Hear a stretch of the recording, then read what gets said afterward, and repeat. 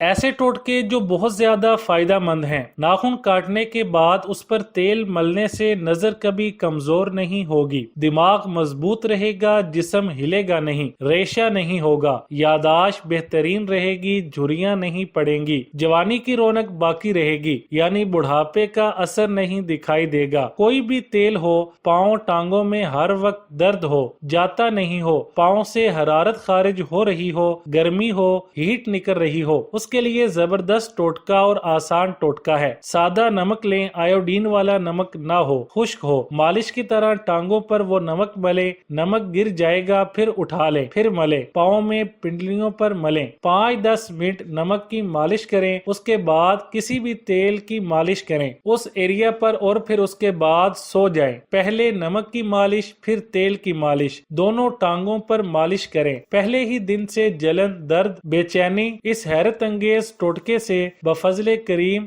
غائب ہو جائے گی۔ ناریل کے تیل کے کیوبز بنائیں اور فریج میں رکھ لیں، 1 کیوب روزانہ نگل لیں، کبھی جھریاں نہیں پڑیں گی، بال سفید نہیں ہوں گے، جوانی قائم رہے گی، ضعف نہیں آئے گا۔ ناریل کھانا جوانی ہے، حافظہ، نظر، یادداشت، فٹنس، پٹھے، اعصاب کے لیے لاجواب چیز ہے۔ دن میں کم از کم 10-12 آلو بخارے اگر منہ میں رکھ کر چوسیں ہر آدھے گھنٹے کے بعد، اس سے ہائی بلڈ پریشر، جگر کے لیے، معدے کے لیے، اعصاب کے لیے، دل و دماغ کے لیے لاجواب چیز ہے۔ ریمنڈ اوسارا، یہ اکیلی دوا لے لیجئے اور چنے کے برابر صبح و شام کھانے کے دوران لیں، کھانے کے درمیان میں لینی ہے۔ قبض کے لیے لاجواب چیز ہے۔ بچے الٹیاں کرتے ہوں، کھانا ہضم نہ ہو رہا ہو، ریشہ بلغم ہو، اس کے لیے یہ 2 پتے لیں، گل بنفشہ اور بانسا، یہ 2 پتے ہیں، سستی سی چیز ہیں، پنساری کی دکان سے لے لیں۔ 1.5 کلو پانی میں ابالیں، جب 1 کلو پانی بچے اسے چھان کر فریج میں رکھیں، جب بھی نکالیں نیم گرم ضرور کریں، ٹھنڈا نہ پلائیں، اور اس میں ہلکا سا شہد ملا لیں، دن میں 5-6 بار پلائیں۔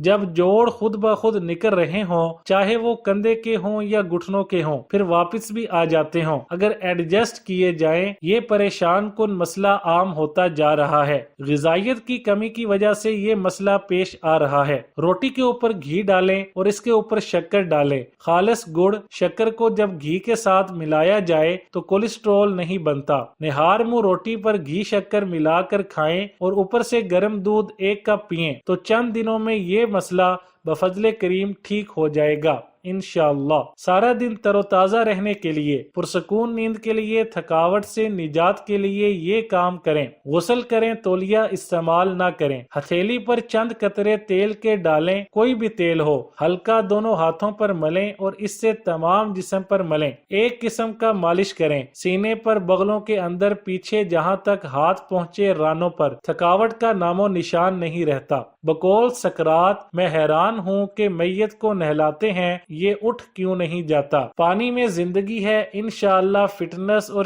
چست رہنے کے لیے، سستی دور بھگانے کے لیے لاجواب چیز ہے۔ جسے ایگزیمیا ہو، ناخن خود گر جاتے ہوں، جلد کا ٹکڑا گر جاتا ہو، کٹس پڑتے ہوں، اور کٹس پڑنے سے سردیوں میں بہت تکلیف کا سامنا کرنا پڑتا ہے، جلد سردیوں میں سکڑتی ہے، پودینہ دیسی لے لیں، اسے چھوٹے چھوٹے ٹکڑے کریں اور دہی، پودینہ اور دہی ملا لیں، پودینہ زیادہ ہو اور دہی کم، چمچ سے کھائیں، کھانے کی جگہ پہ کھائیں۔ اگر چند ہفتے ایسا کر لیں تو زندگی بھر کے لیے ایگزیمیا، جلدی بیماریاں ختم ہو جائیں گی، اللہ کریم کے کرم سے انشاءاللہ۔